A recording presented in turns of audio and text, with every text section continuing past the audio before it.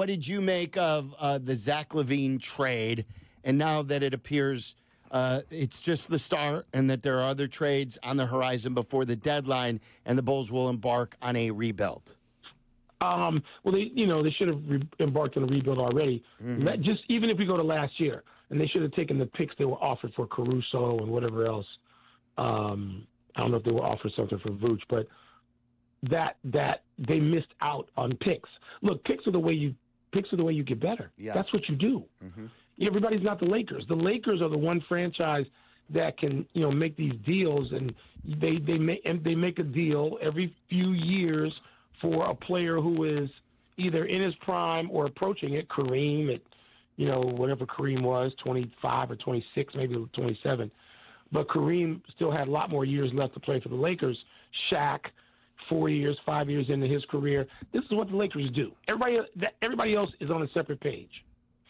So the Bulls they're going to have to draft smartly, get a little lucky, and be good, and be better at it, and not sign Patrick Williams to a 90-year extension. So they're going to have to get better at those elements. And getting that pick back in that deal, they got their first-round pick back, whether it's via San Antonio, wherever it's via. You got to have that pick because you've got to expend multiple first-round picks. You got to be somewhere on the planet and find a great player. I don't care if the player is Canadian or Nigerian or Slovenian or, from Duke. I don't care where the kid's from. You have to find that guy, and you got to do it probably twice. That's how you get great. I'm not letting AK do it. I like if I'm embarking on a rebuild after what he did, and like you said, too late, and the franchise is in a worse spot today than it was when he took over, Michael. Just make sure we know he had the call on those. Like if Jerry handcuffed him, I don't want to take that on AK. I hear you, Silvy. I want to play you. I'm not disagreeing. Let me play you this. This is from Joe Colley from the Sun-Times. He was asked this because I've told stories too about things that I've heard where Pax was handcuffed and made moves that he didn't want to make. And the one thing about him is Pax never threw Jerry under the bus. It never did. He always had, and he would take the bullets. And that's why one of the many reasons why he kept the job for so long and why he got tired of the job too.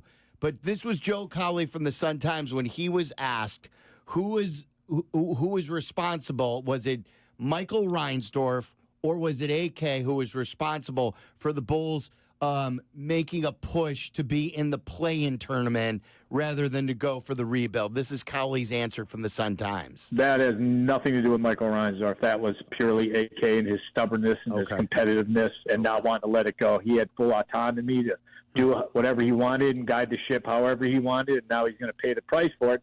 And now, when you're going through rebuilds, you're going to have to accept that pain. It's just a matter of how quickly he can pivot out of this with draft choices, and can he do this thing the right way? And so, this is all on him. This is his boat. He's the one that drove it into the iceberg. And then when there you have it. And when he used that reference, Michael, he's the one who drove his boat into the iceberg. If you're using a Titanic reference for AK, you're not giving him a new ship. You know what I'm saying? No. You can't. You can't do that.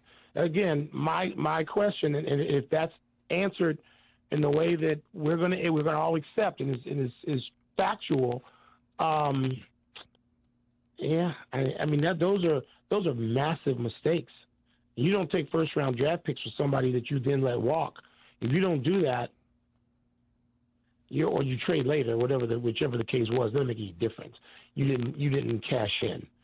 There have been some chances to do that and start that rebuild, and they didn't do that.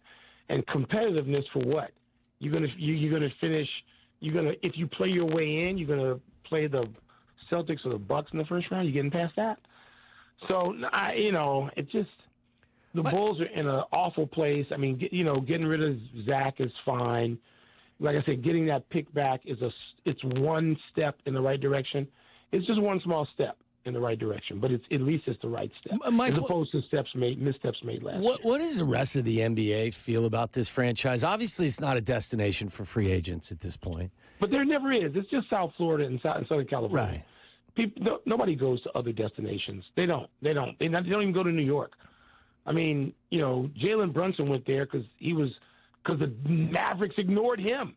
Mm-hmm. That's ignored. I mean, that's why he went there, which he'll tell you gladly. He's told me that. The Bulls they're not relevant. Nobody's sitting around talking about the Bulls. They're not relevant. And they're one of, I don't know, how many teams are not relevant? So in the NBA right now, you've got the Final Four level teams of the last few years. You got one, outgoing global power with the Warriors. You got the Lakers, who are always more or less relevant.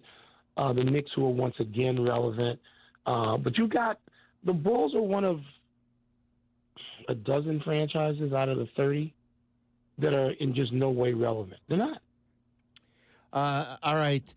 One more question regarding the Luka thing. What is your biggest sports shock that whether it was watching a game, whether it was news that you found out?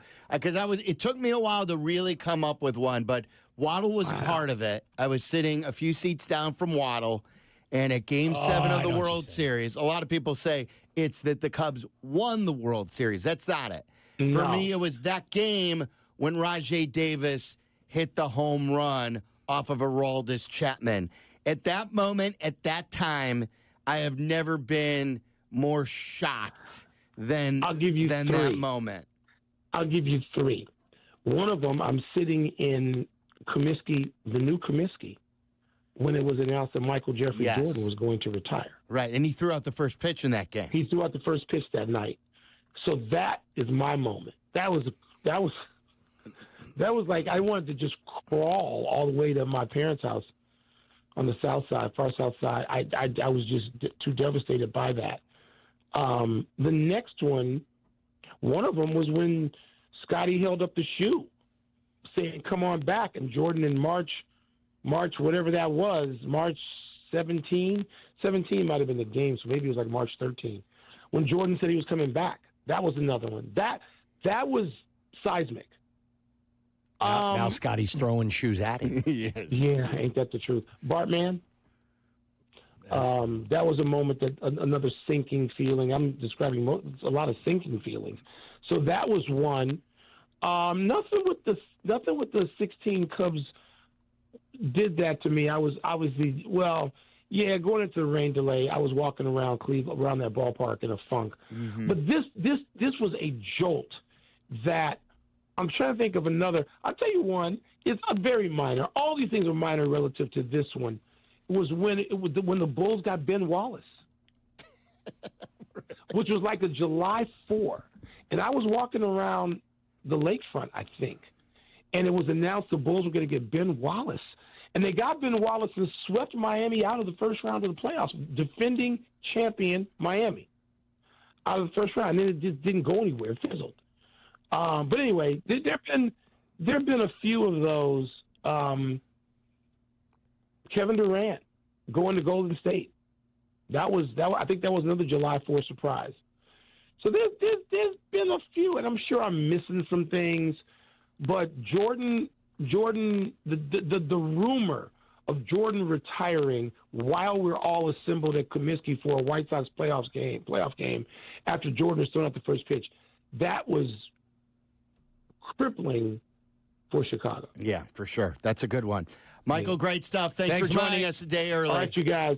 Be good. All right, there he is. Michael Wilbon usually joins us Tuesday at 5 o'clock.